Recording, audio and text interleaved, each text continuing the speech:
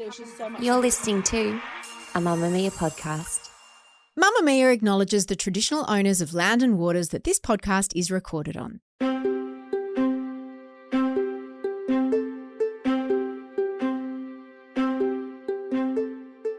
Hi friends, it's Mia Freedman, and this is a bit of a different episode of No Filter.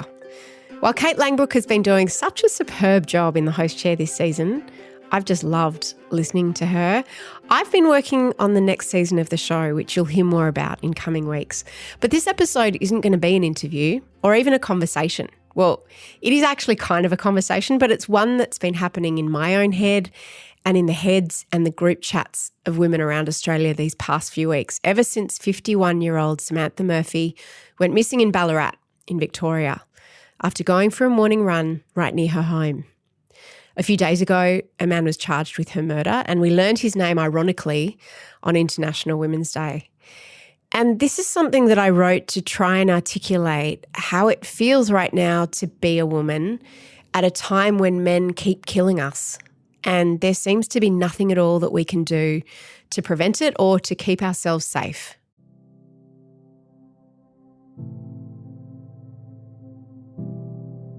Don't go running at night, they warn us. It's not safe. So we go for a run in the morning on a mild Sunday near our home, and we're murdered, like Samantha Murphy. Don't go home with someone you don't know, they say. It's dangerous. So we walk home alone, and we're murdered, like Jill Maher. We're murdered on our way home from work, like Anita Cobby and Prabha Kumar.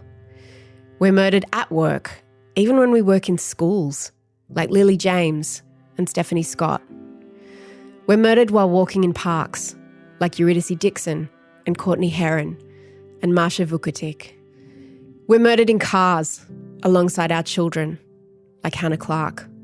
We're murdered on beaches, like Toya Cordingley. We're murdered in shopping centres in broad daylight while doing errands with our granddaughters, like Vilene White. And in staggering, sickening numbers, we're murdered in our homes by men we know. Our husbands, our partners, our sons, our fathers, our brothers, our boyfriends, our workmates, by men we love or used to, men we've lived with or married or dated. Why can't we go for a fucking run?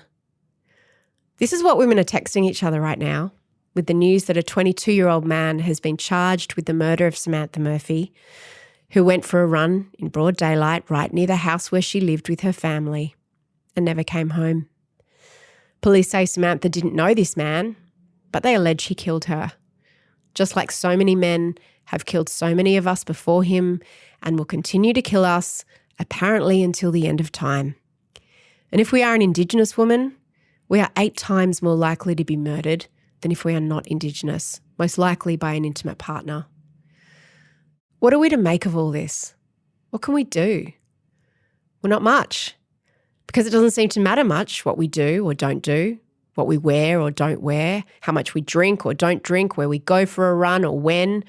Men keep killing us. So to our brothers, our fathers, our partners, our lovers, our friends, our sons, and our workmates, here's something we'd like you to know. We're angry. We're afraid. Constantly. And we are so very, very tired. We're so tired of feeling afraid and vulnerable and angry. We're tired of the mental load we must carry in public and in private as we try to walk a path through this never-ending epidemic of violence against women. We're tired of having to think about where we parked our car, how we'll get home, whether it's safe for us to walk in a public park or down a well-lit street. We're tired of having to endure abuse and assault from some men who claim to love us. We're tired of having to be on high alert each time we get into a cab or open our front door or go home with a guy we met at a bar or on a dating app. We're tired of living with the constant level of vigilance that's required to avoid getting raped or murdered, a level of vigilance that seems to offer little protection. Because can we honestly not go for a run on a Sunday morning near our home? We're tired of being told to be careful, be cautious, be aware of our surroundings. We do all that. We do it constantly. And still we are killed in private spaces and public ones. at night and during the day by strangers and by men we know well.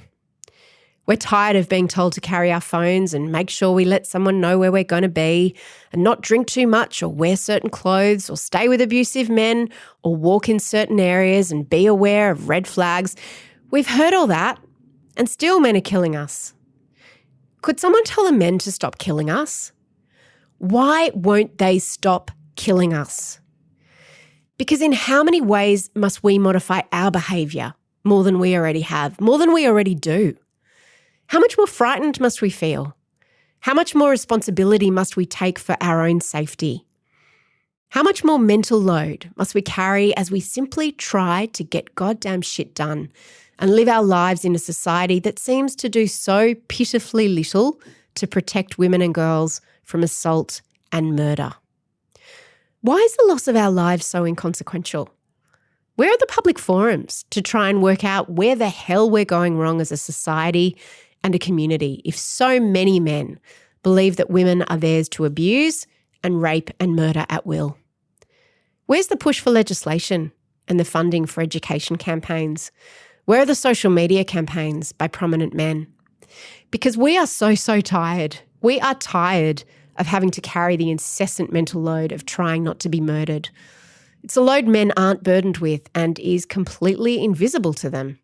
Meanwhile, we're staggering under its weight, and it is wickedly unjust that it is ours alone to reckon with every bloody day of our lives. As we're encouraged to celebrate International Women's Day while reeling over the loss of yet another woman, and another, and another, and another, we share despairing texts and make promises to look out for one another, to add the safety of our sisters to our already heaving mental load.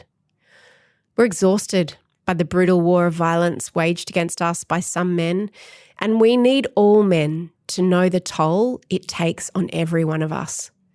We need you to acknowledge the injustice and the futility at play when it's women who are essentially told to stay off the streets, and in the same breath reminded that statistically our homes are far more dangerous.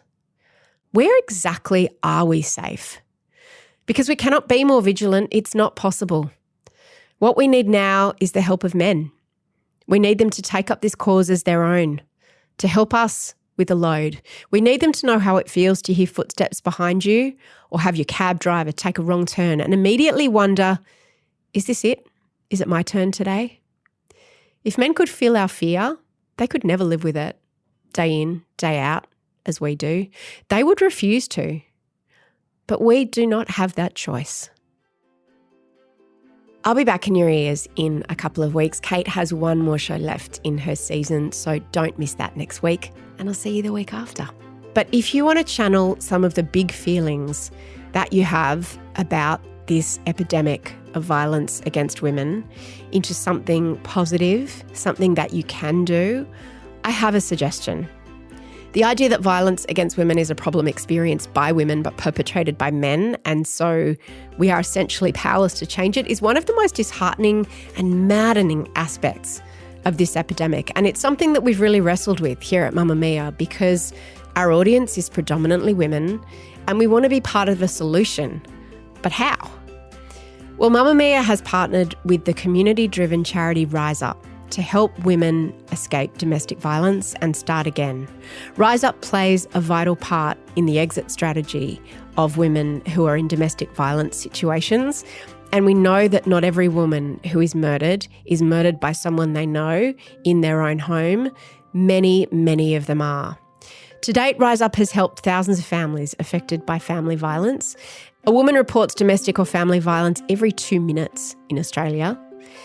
And that's why we wanted to ask everybody who might be listening to this to donate just $2 a week.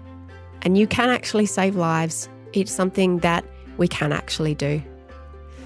Thank you for listening. We'll put all the details in the show notes. If you want to send this special episode to someone, please do so. I know you're tired. We all are. Sending love to every woman and every person who is grieving a loved one or who is in a difficult situation.